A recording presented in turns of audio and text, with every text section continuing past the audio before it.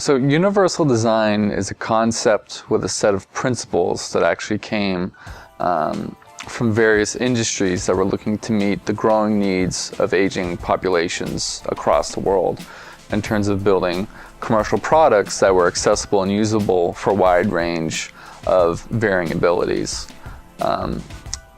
These principles and this concept of universal design have then been applied to several different topics, including education and an academic environment. And what we're going to do today is talk to you about what are the principles of universal design, how can those create a more inclusive learning experience for students of all learning styles and abilities, and what do these principles, when applied at Berkeley, look like in our particular academic settings in terms of music education, performance, and the like.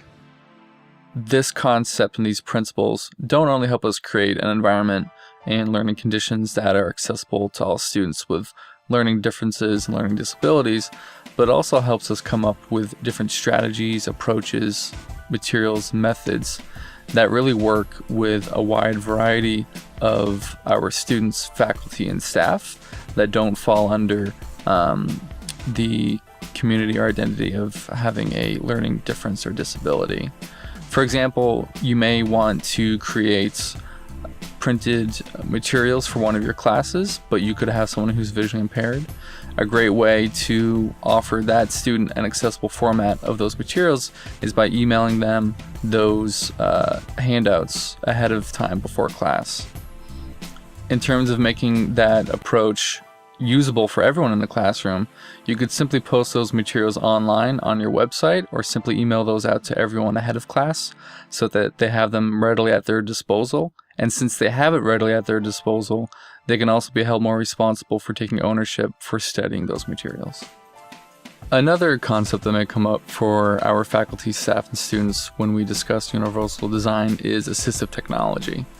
While assistive technology can help create access to education and co-curricular experiences on an individual basis, this doesn't necessarily mean that we have an environment that is universally accessible to all of our community members. However, universal design can only be successful with the use of assistive technology. So assistive technology is really more of a tool to help us get to the goals of universal design. The term accommodations refers to more of a reactive process to giving access to an equitable experience within our environment.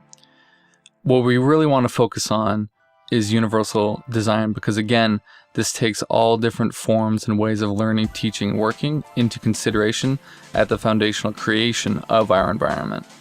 Whereas accommodations are more so an afterthought, or again, something more on a reactive level.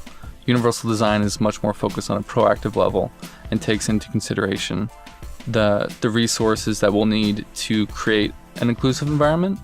And at the same time, if we're able to be proactive and incorporate universal design into how we teach, learn, and work, that'll save us more time down the road from needing to be reactive and provide accommodations, which can be more taxing as we've already created a specific way of doing something. So when thinking about universal design, there are obviously many different applications, and there are a million different ways to incorporate these principles into how we teach, learn, and work at Berkeley. In terms of resources, two ideal places to really learn more about these concepts and how they apply to the academics and higher education begin with one book called Universal Design in Higher Education, From Principles to Practice. And secondly, the National Center for Universal Design and Learning, which is located at udlcenter.org. Both of these resources contain numerous examples of how to really incorporate these principles not only into the classroom, but also how we physically construct and culturally construct our environment to be as inclusive as it can be of all these different ways of learning, teaching, and working.